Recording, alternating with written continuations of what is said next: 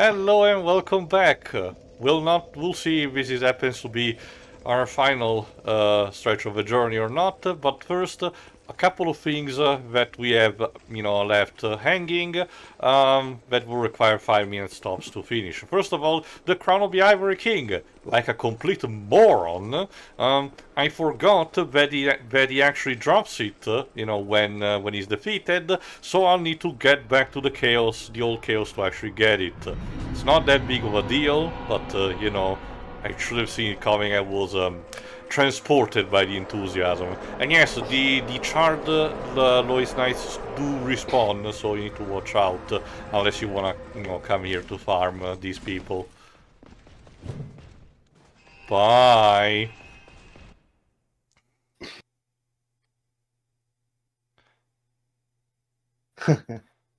Yeah, you can't hurt me. I'm teleporting. Basically, you can potentially still be damaged or interrupted, but thankfully, if you're progress enough time, you should be able to dodge that like I did. Anyway, crown of Yabra King, who once ruled this land.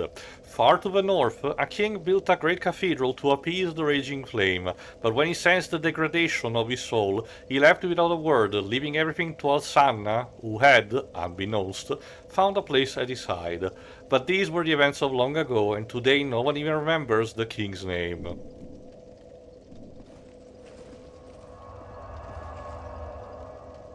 Alright, so up next, let's see, am I supposed to go right back to the Undead Crypt? Because since now I have all three crowns, I can now properly speak to the deceased King Vendrick. Again, we're just doing these minor things, it will take us roughly 5 minutes, and then we can move on to the final boss. The final boss. Wow, we're at the end of the game already. Well, yeah. Well, it still took us, again, reflecting a bit on the journey, like with the first game, it still took us a while, roughly also 2 years, if I remember correctly, by the timing. Well, thankfully, in 2023, we had more occasions to actually speed up the second half of the game, technically. So there is that. And I still don't know when that Digimon movie redub's gonna come out. The world may never know. Let me also use this bit while we get into to King Vendrick to mention quickly about a recap of the plot, because again, the game has been long enough, you might not remember it properly, and I argue the game has done a relatively not a great job at conveying a lot. Sure, for the average Souls player such as myself, it's fine because the item description you can piece together what's going on, particularly also thanks to lore videos and such. But for a long run such as this, you may need a reminder. Basically, the world might be in a state of a cycle where it repeats itself, and as such the four great souls that we slain were basically the inheritance of characters from the first game that became basically new bodies, new entities. Like for example, the Sinner that we fought in Sinner's Rise, that was supposed to be a reincarnation of the Witch of Isolate, for example. Some of these become more apparent in New Game Plus, but that's usually the gist of it. More on that after we talk with Vendrick. Bounder's like, where the fuck have you been? I've been stood in this one spot for ages. Alright, let's see if something changes now. Seeker of fire. Yes, there you go. I see you've subdued another foul creature. One of the father of the abyss spawn. That Memory of the King. Is this the deleted scene from Return of the King? Huh. But then dissipated. Get to hear his memory before he got turned into a ring wraith. Each fragment. Yeah, what Vendrick is telling us is also a clue potentially on the real identity of the final boss. Was one such fragment. A feeble, tiny thing that thirsted for power more than any other. Driven by insatiable lust for a worthy vessel. Thought you were gonna rhyme for a second there. And with it, prosperity. I mean, kind of, sort of rhymed. We already checked on who's Vendrick's VA in one of the previous parts anyway, so we're good to go on that. Was seen as a curse. It's voiced by an actor. Shadows Duh, were a cast British actor to be upon precise. fire. Well, I mean, it's Dark Soul. As far as I'm aware, have From Software ever done any ever reached out to any voice actors not British? Yes, plentifully actually. Case in point, Metal Wolf Chaos. The most American game ever made, which was a Japanese exclusive title for a long time. What can I say? Also, stuff like Ninja Blade, or I don't remember if Armored Core had British voice actors or not. Might, I don't know. Such is the calling of a true leader. Armor Core 6, you mean? Well, they do possess voice actor ever since, some of the early titles. Well, six uses an American cast, yeah. Okay, then. Alright, I think that's all. I don't remember how to get properly the item. Basically, again, apologies I forgot about the property segment, but that's the best we can get anyway. The gist of it is that under certain conditions, Vendrick will actually give you as an item his crown, which has the added effect that when you die, you do not become hollow anymore, which is gameplay-wise a huge godsend. The thing is that you're basically at the end of the game and you beat most of the more powerful bosses, so it really feels a bit of bragging rights reward. Alright, one last thing before getting to the final boss is going to the Shrine of Amana, because we have a place to go after King Vendrick has been beaten. Yeah, let me continue with the story. Again, as you know, King Vendrick was potentially not obsessed but afraid of the curse of the undead, and as such wanted to find a way to cure everyone and potentially himself from it. And as such moved war from suggestion of his Queen Nashandra, moved war against the giants. We don't really know what he actually got from their land, but it was enough to piss them off big time. As a result, they came back waging war again against him, and almost tear this kingdom apart. Vendrick still managed to be victorious at the end, but the price was also very high, and the undead curse spread, even more. And as a result, things eventually spiraled down.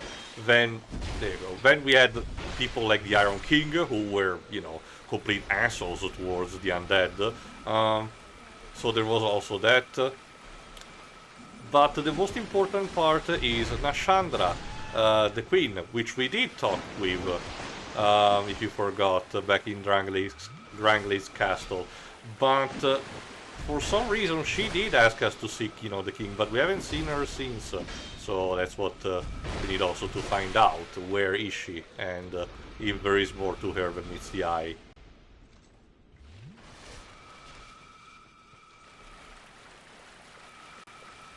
Alright, if I remember correctly, it should be... Is it here, actually? Let me see. These stupid-ass clerics. Now I'm starting to understand what Patches feel about this place, these people.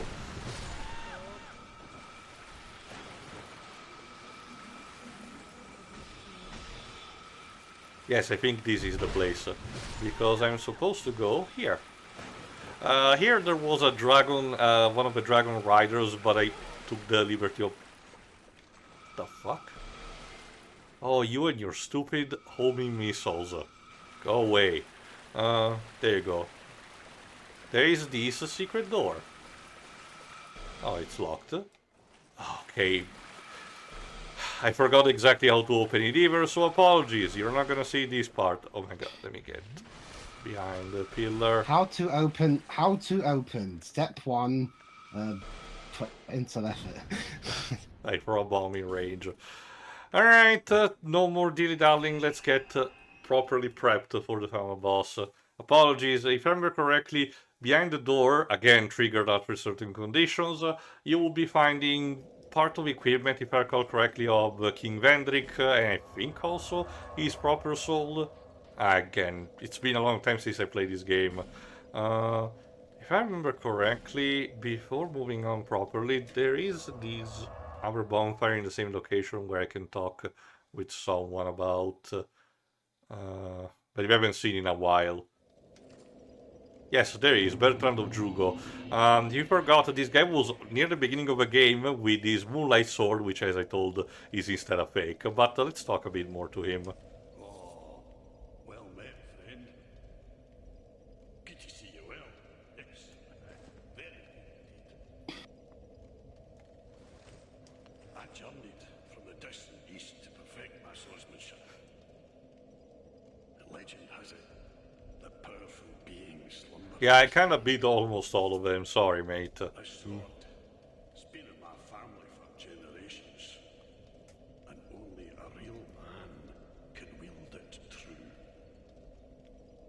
I may face any manner, a man or beast, but none shall be a match for my sword. This land is a right mess, eh?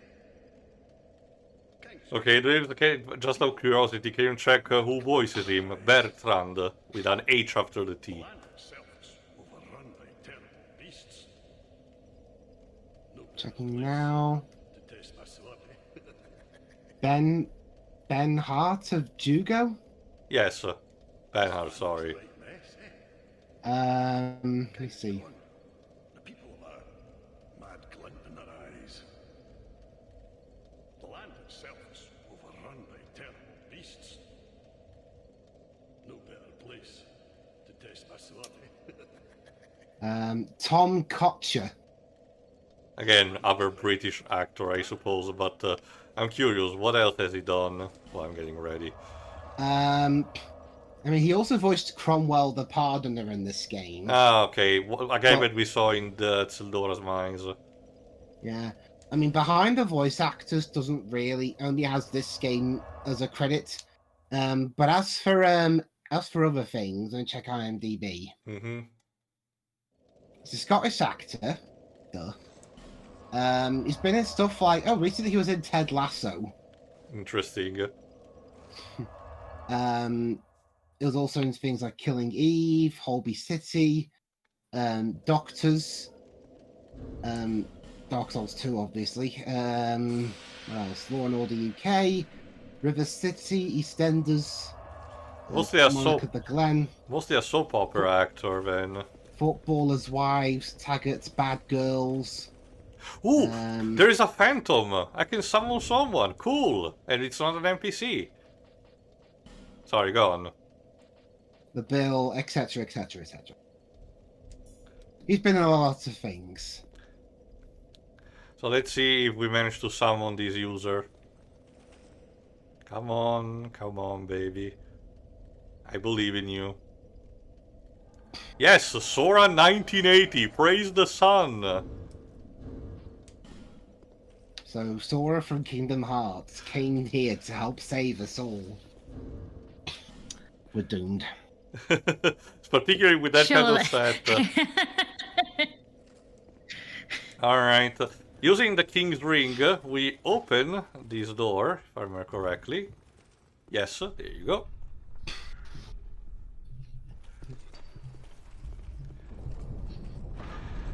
Again, the whole goal about all of this in order to seek about the Bear of the Curse leads us to this, the so-called Throne of Want, which is apparently the thing that Vendrick took from the giant, apparently. However, if you remember, Aldia did told us about a few things about, the true nature of man, the bulk of life, how all of it might be a lie, how there might be alternatives. So we'll see how that pans out, either, if it does. Technically speaking, you can get to this place as early as you acquire the King's Ring, because the final boss is a sort of a bit of a gauntlet if you don't actually get to here in time, So what we're gonna do here is actually have a couple of rounds with the people involved, in this final boss arena. Let's see, we have Radio Beauregard, no. Bernhardt of Jugo, okay. And also the head of Vanguard, so let's summon them. We're gonna need all the help we can get, so yes.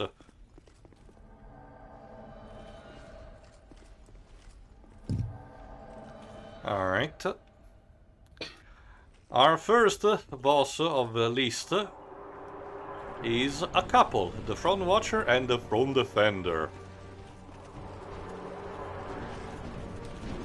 They're not too hard, especially because they're meant to be faced after you get the King's Ring, but they work as a team, so similar to Ornstein and Smog, it's best if you deal with them, you know, with people on your side.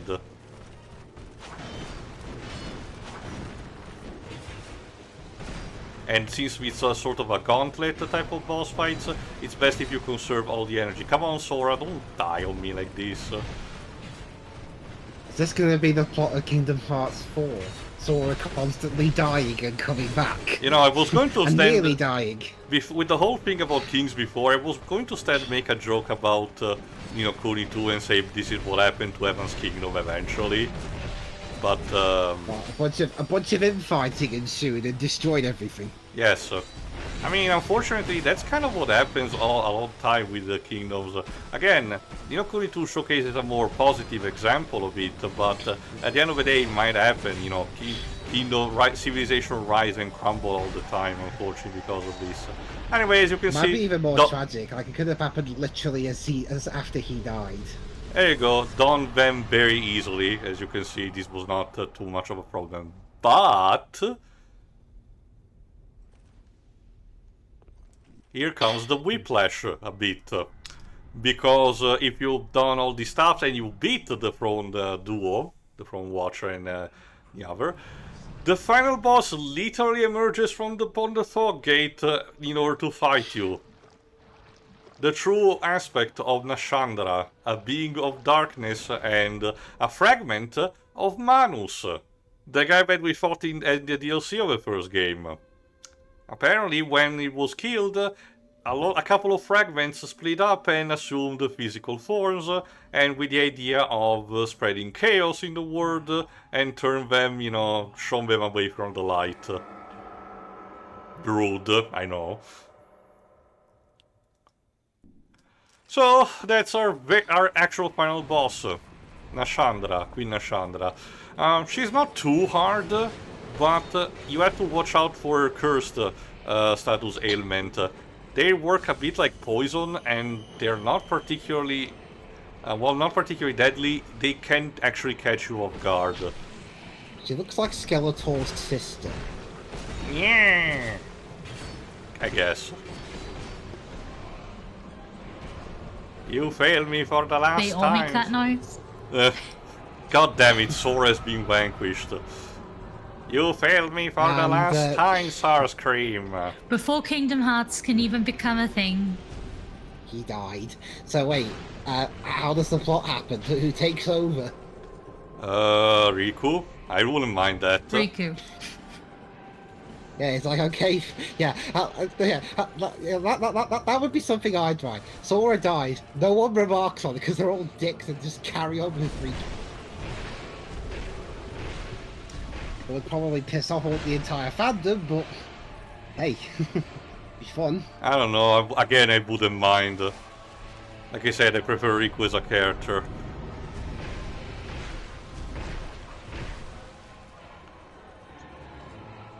Also, I want a die-hard world, damn it. Also, yes. Well, to be fair, with Bruce Willis retiring from acting, it kind of wouldn't. It kind of wouldn't be the same. Yeah, I mean, if they did that, they'd have to either get a sound-alike or. I'm pretty sure there are voice actors that can be good sound-alikes, but again, it wouldn't be really the same. Shit. Stupid. How about an alien world? Again, the M rating might not properly, you know, convey that. I wouldn't mind, again, James Cameron's one based on James Cameron's Avatar. Like I said, it kind of would fit just fine, you know. And there is a timestamp between movies where it conceivably makes sense that Sora could have showed up without having the other humans being present to interfere. So there you go, Nashandra done. Unfortunately, we don't have any more phantoms, unfortunately, but again, what can you do about it? And now, if you've done all the stuff that I did, Aldia suddenly talks to you. Oh, nice. And talks to you about the kings that we slain in the DLC. None of them actually have arrived here at the Throne of Want. So Aldia is a bit impressed, but it requires one last bit of conviction, if you know what I mean. Give us your answer. Meet the real final boss, Aldia, the titular scholar of the first scene. I never actually have tried this boss fight, so we might be here for a bit. The thing about this bat, as you can see, is constantly surrounded by flames, so you need to constantly watch out also for his pyromancies. Shit! Thankfully you don't have any more the whole curse thing, but hey, what can you do about it? Where did he teleported? The thing is that whenever he teleports, his flame thing tends to, you know, drop away. His flame protection, meaning that, you know, you can potentially take this to your advantage. My god, this is very hard.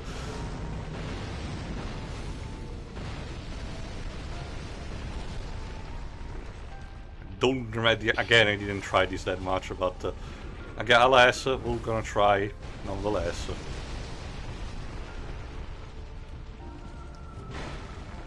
And the thing is that I'm not doing that much damage to him. Damn it, I probably should have needed less phantoms. Oh, because the wall of flame also, you know, doesn't help, but okay.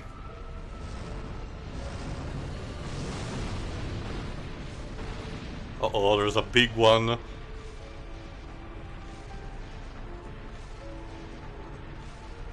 I don't know the extent. Oof. Okay, where is he teleporting?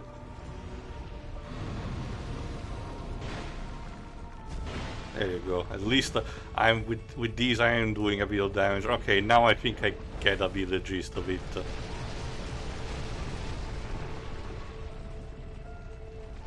So yeah, if you forgot, Aldia, again, the teacher scholar of the first scene, wanted to, you know, shed away the yoke of that, you know, surrounds humanity. And as a result, shed his mortal form in order to become this being. I know it's a bit incomprehensible, it took me a while also to notice, but it's supposed to be a humanoid tree-like being. We get to see like a bit of a shoulder, his face emerging, it's like he's clipping through the floor basically. To represent a bit his, you know, incomprehensible nature. He's not technically an eldritch abomination, but it's like he has ascended to a higher plane of existence, you know, that kind of stuff. So that's actually pretty cool, and a bit unheard of from the series, so there is that.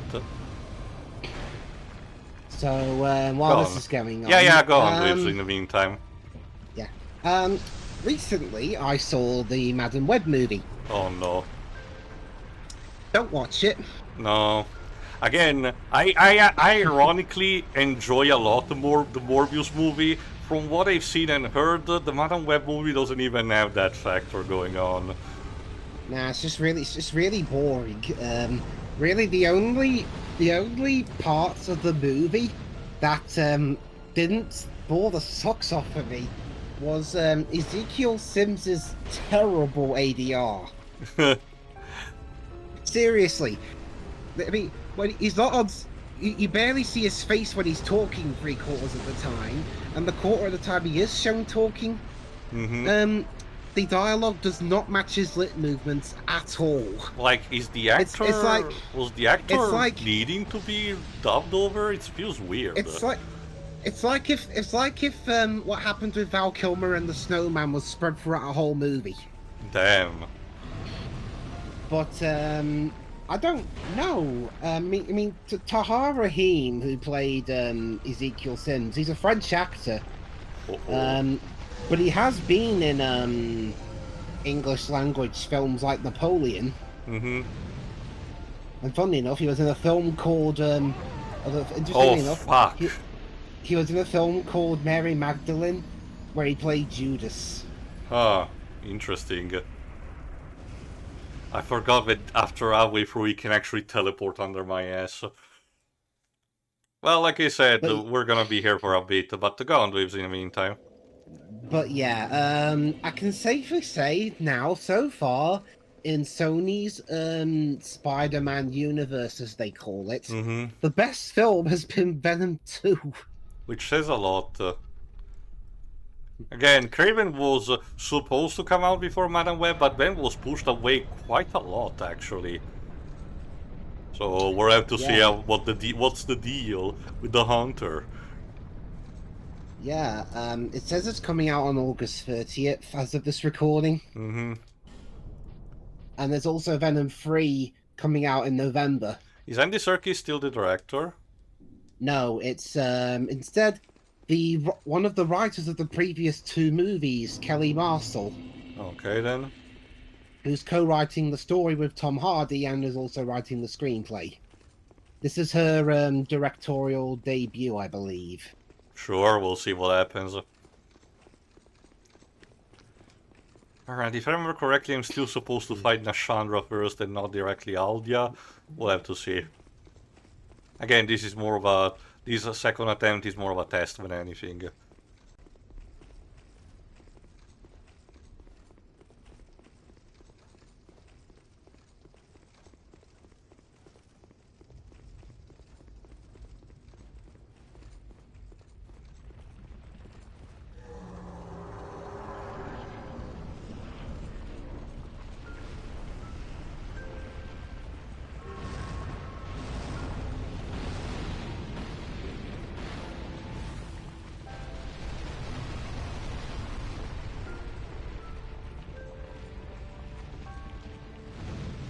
Okay then, let's see where he is.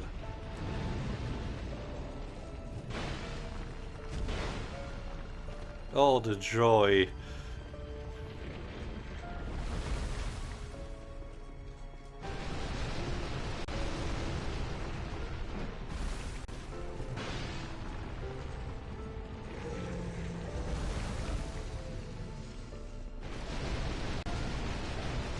Ow. So Gone in we're- the meantime. so we're fighting a monster that's half tentacle, half wood from the looks of it. Well, yes, the tentacle things are more like tree branches that are an extension of him. Like I said, Aldia ascended to this high plane of existence or whatever, and became this tree being.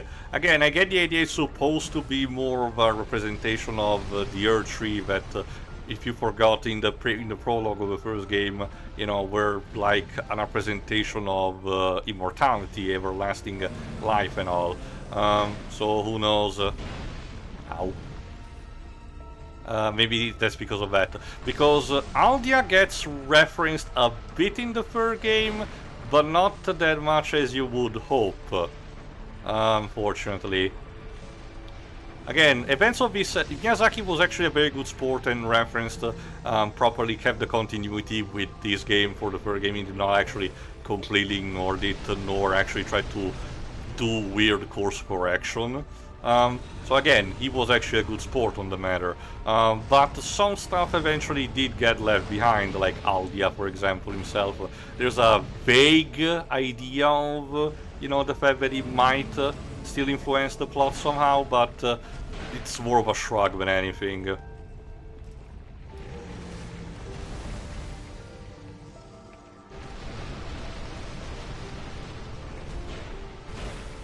There you go. Yeah, we seem to be doing still a decent amount of damage.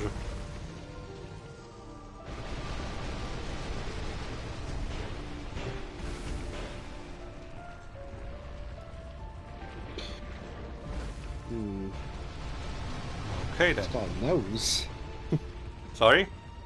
It's It's got a nose. Yes. Christ. Yeah, you seem to understand a bit starting to see a bit the shape of his face. You know, the one glintering eye. The other socket is where the tentacles show up. You know, so it's actually, again, it's actually pretty cool the way his new form is supposed to be. Especially because we never actually saw him in his human form. We only got stories about you know, what he might have looked like. And people speculated that he might have turned into the dragon, you know, that we saw in the Dragon Shrine, but no, it wasn't really the case.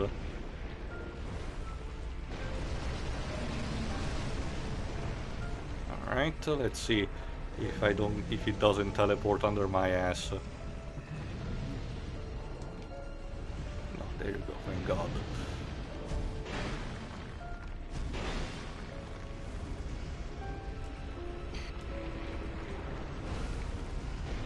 Thankfully, the shield that we have, Able Shield, is actually, you know, good enough for us to, you know, get behind.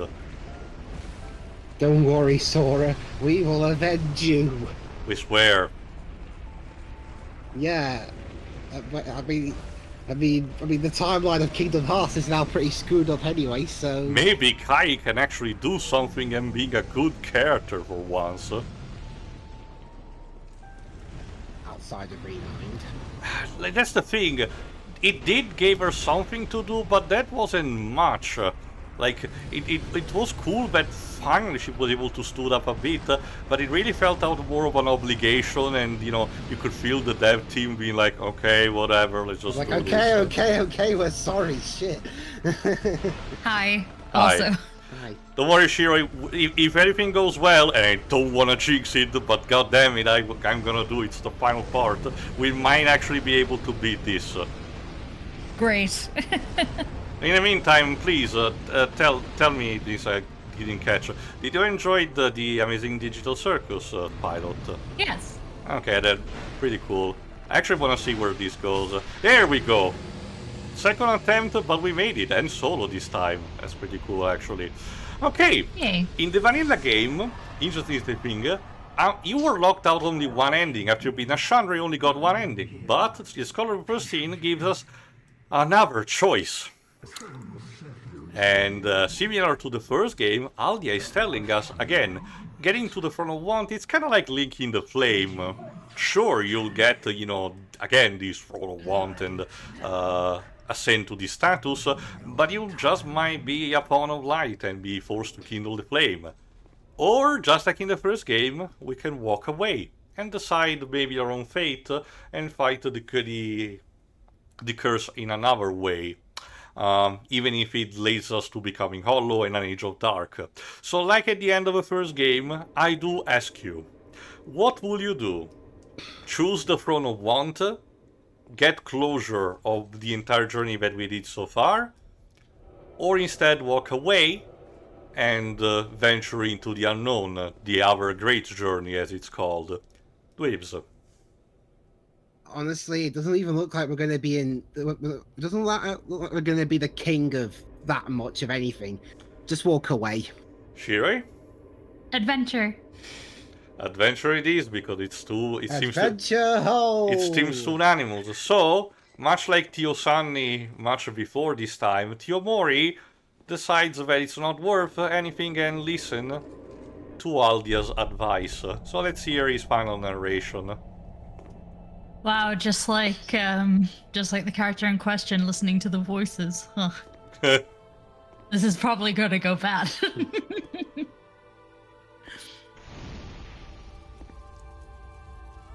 The phone was next to worthless anyway.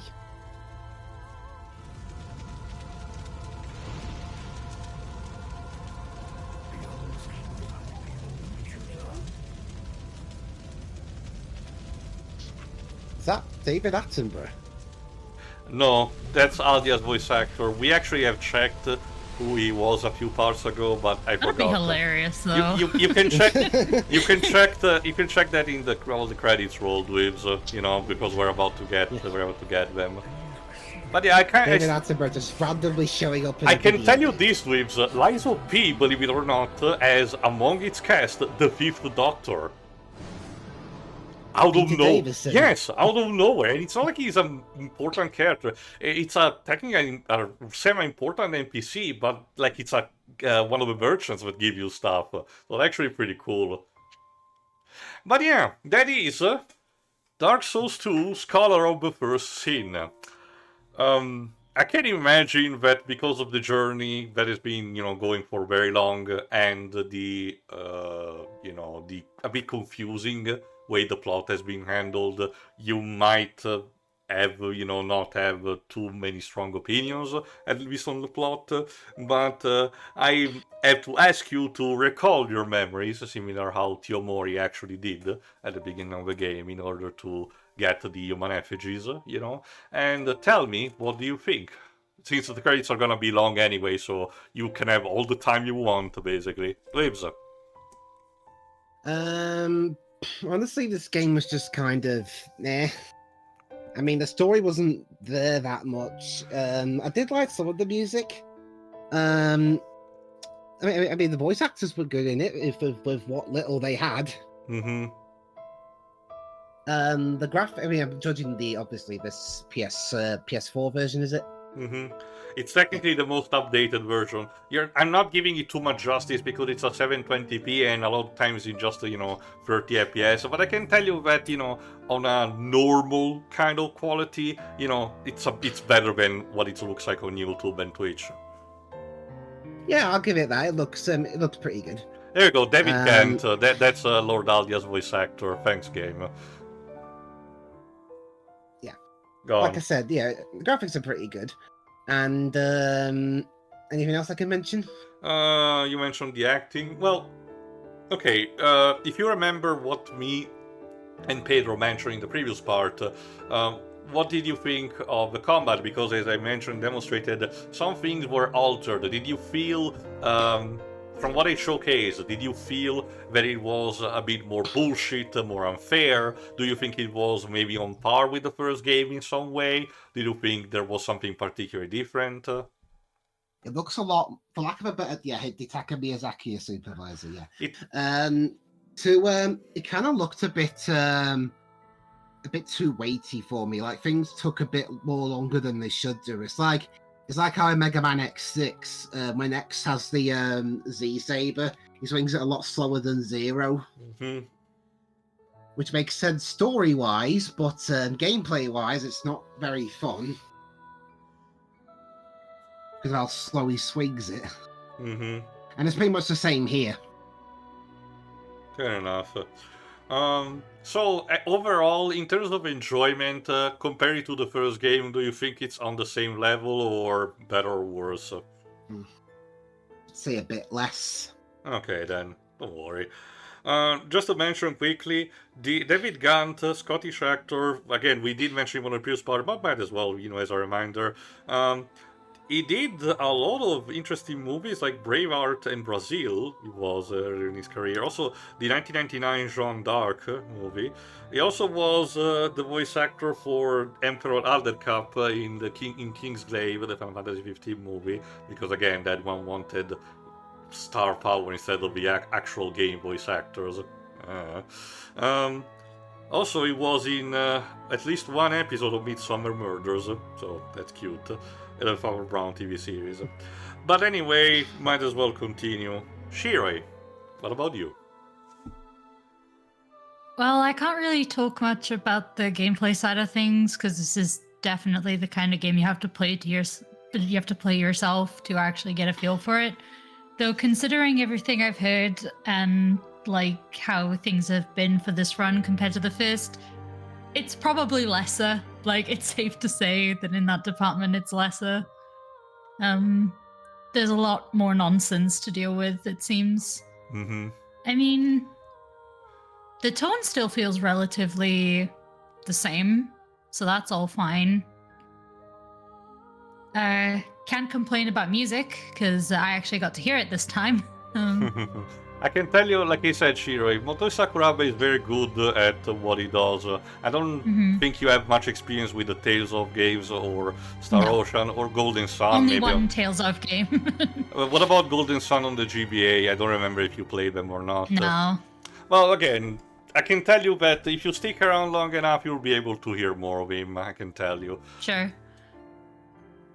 I think that's about it. These were a fun set of streams, and yeah, there we go. Alright, that's for me. I think I mentioned briefly in the previous part, along with Pedro. Well, I understand also mostly where he's come from, which, you know, represents a good chunk of a fan base.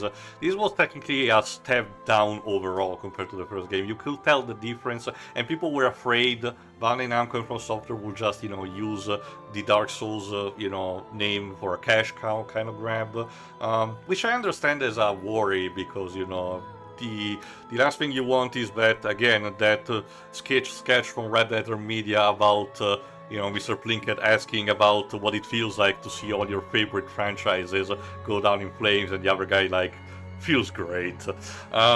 So I understand the concern. I would lie, however, if I say that I didn't enjoy it fully. There is a part of me, maybe masochistic, call it whatever you want, that still have a sense of, you know, enjoyment out of a sense of exploration and the overall structure, which I think is a test of quality of the game. Even at their worst, this franchise and this company provides still, you know, a product that can still be enjoyable to some degree compared to a lot of, you know, games that have a franchise rotting situation where they get to their lowest, you know. This is still a bit better. Not that much, but a bit better, you know, and that. So this is the kind of game that was a disappointment to get on launch particularly and at full price. That, however, unfortunately is unexcusable, and I understand people being pissed about it. These days, however, thanks to the fact that you tend to get only the Scholar First Edition and it gets on sale pretty quickly, you know, you probably have a better, you know, time of enjoyment. We even managed to encounter a bunch of player phantoms. I was genuinely expecting them not to be present because, to be honest, when it comes to the PvP of this game, most people are just on the PC version, which is the more convenient for them to play. So someone being on the PS4 version of Scholar First Sin, that's actually pretty neat to see that someone is still playing and wants to fuck around. Even someone even invaded me. On that, so as in not an NPC. Yeah, there's one thing that I can complain about that I did not stress enough. The NPC's invasion were too stupid, if I had to be honest, too much and too stupid. They should have done it like the first game and locked them behind when you're actually not hollow, you know, because otherwise it feels extremely punishing for no real reason. The music is still great. Again, Motoi Sakuraba, I've been a fan of him for a long time now. Actually, Shira, you have an experience with Motoi Sakuraba. You were with us with the Eternal Sonata run, actually. Oh, okay. So that's him. He actually is very versatile. He can do both classic and rock with relatively easy even intermingling if he wants to. The voice acting also great. The Britishness elevates, you know, a bit. The gameplay is a step down overall. I do feel the whole stupidness about hitboxes and how unbalanced the overall gameplay is. You know, a lot reliant more on items, fortunately. But again, part of me still enjoys it. It's this kind of, you know, bittersweet kind of deal that it's more of a case where in this game you have to recognize the bad stuff that has happened, but these days, thankfully, a couple of stuff has been mitigated. I think the credits are about to roll, so let me just ramp things up with this. If you forgot, if actually I haven't mentioned yet, compared to the first game, instead of booting you back at the very beginning, if I remember correctly, it boots you back at the menu, if I remember correctly, and it tells you the choice that you can continue the game. And again, even after beating the final boss, and actually it boots me back to Majula, it boots me back here. So instead of starting immediately New Game Plus, you can actually still have unfinished side quest, you know, if you have unfinished business. Yeah, the Emerald Herald doesn't say much, unfortunately. So let's do one more symbolic. Yeah, let's have more fate, just for a final kick. Symbolic level up. And I think we're pretty much done. So, with this in mind, we leave, much like with Tio Sunny in the end, we leave Tio Mori also behind, as she contemplates the morrow, what it will bring.